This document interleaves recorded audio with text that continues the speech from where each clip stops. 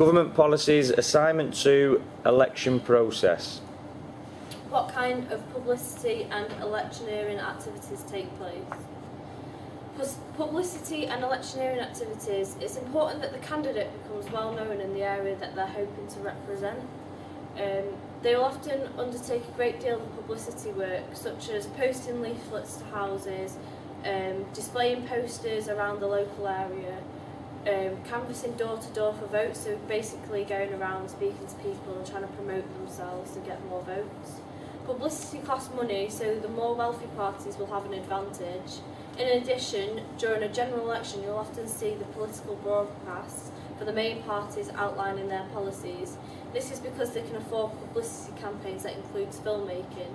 So you'll see a majority that are like on TV, they'll like crop up during adverts and stuff like that, like trying to promote the parties. Examples of different parties and their poster campaign. So you have UKIP, Labour, Liberal Democrats, Conservatives and the Scottish National Party, which is the SNP. Politicians also use negative campaigning during the elections, which is to sort of deflect people from voting for other parties. So they'll be telling you why you shouldn't vote for the rivals rather than the good reasons why you should vote for theirs. This is called like negative campaigning. So it's basically, it's trying to get the message across but focusing on the negative qualities of a rival party. So basically, as an example, they'll use things like in posters and they'll say, you know, like example, Labour don't focus on the NHS, or Labour don't care, they don't want to do that. Who can stand for election? When standing for an election, it all depends on the type. For a general election, 646 UK constituencies are open for election.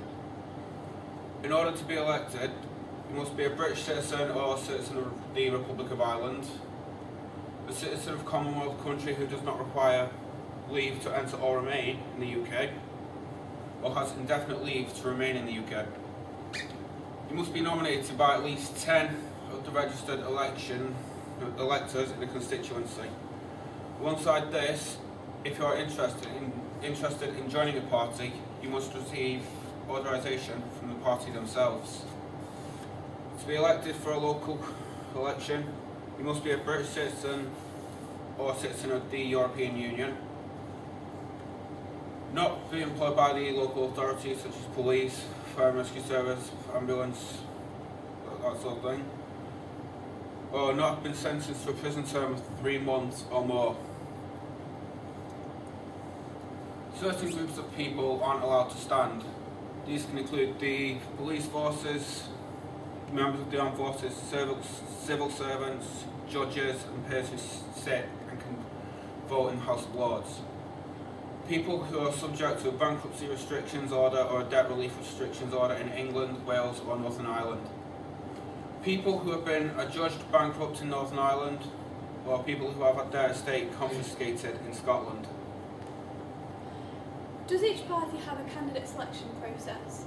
Liberal Democrats and Conservatives have tests given to them by a psychologist. They go through activities like dilemma solving, problem solving and speaking in public and interpreting data and information. Labour do this as well, however they miss out the approved candidate list. You can apply to as many as you'd like, as many times as you'd like. So when you've applied, they can either give you a seat or it can be chucked in the bin for you to try again some other time. What does the influence of the parties have on an election? The parties have a big influence as they have to convince you to vote for them, and they do this by doing campaigning, having staff publicity, and all this makes them much stronger because campaigning, they hold events and they say what they stand for, and staff they have experts which help them to gain votes, and they have more people around representing them, so they come across stronger, and this makes people want to vote for them. And it's publicity, as Sean said before, the broadcast. so everybody so more people have heard of them, so you're more likely to vote for them. However, if you're a smaller party, it's harder for you, as you don't have as much finances as the big ones like Conservatives and Labour, as you're not heard, as your voices aren't heard as well as them, and you're not as well known.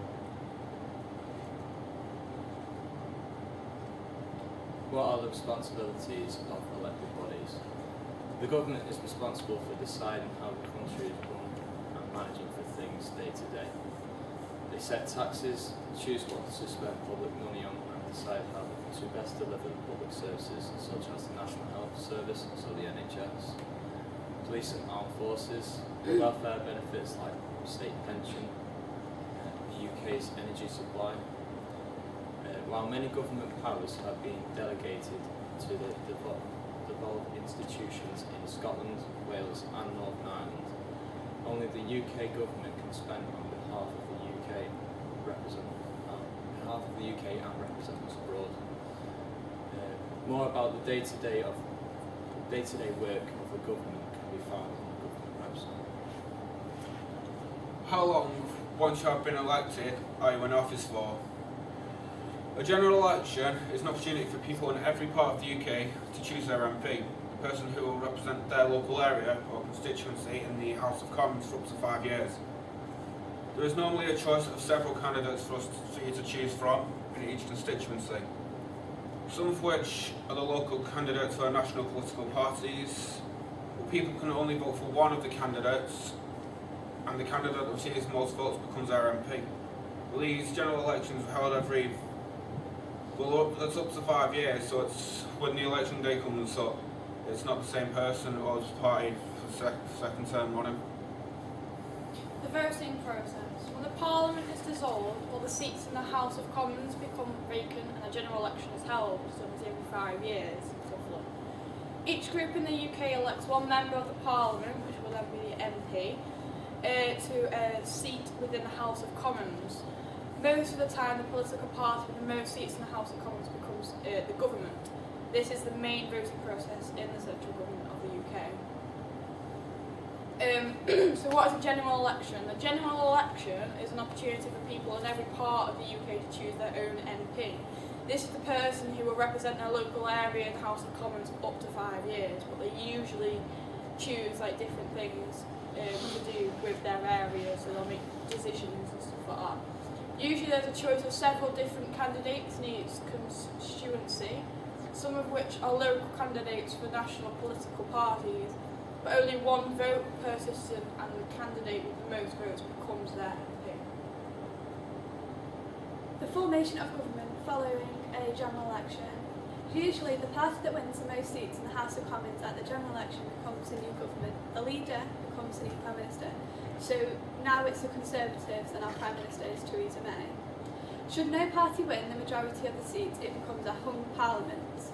Then the largest party may form a minority government, or there may be a coalition government of 2 or more parties. Then the Prime Minister will pick the ministers that can work in the government departments, and the most senior will get a seat in the cabinet. The PM, Prime Minister, is appointed by the Queen, who's guided conventions. The Prime Minister at the minute is Theresa May. Can I vote for a Prime Minister? The Cabinet Manual sets out the main laws, rules, conventions affecting the conduct and operation of government, including the role of the sovereign. When will the election take place? The Fixed Term Parliaments Act 2011 sets the internal government election at 5 years. At the end of this time, a new House of Commons must be elected. The Fixed Term Parliaments Act 2011 provides general elections to be held on the first Thursday in May every 5 years. How can the public vote? Hi. There are 3 main ways to vote. The first one is by post. To vote by post, you must apply to vote by post. If you're away from home or abroad, you can apply to vote by post for a single election on a specific date, a specific period, or permanently. The second way is in person, so you can go to your local county hall, civic hall, or something, and cast your vote. You must register to do this as well, or you'll be turned away. You do that by filling out a ballot paper, like these do, and then just putting it into the ballot box. And the third way is voting by proxy. Now this is using a third-party person to take your vote for you. And normally this is happening if you're abroad, you can't be there to do it, or if you're in. Any questions? No, excellent. Well done.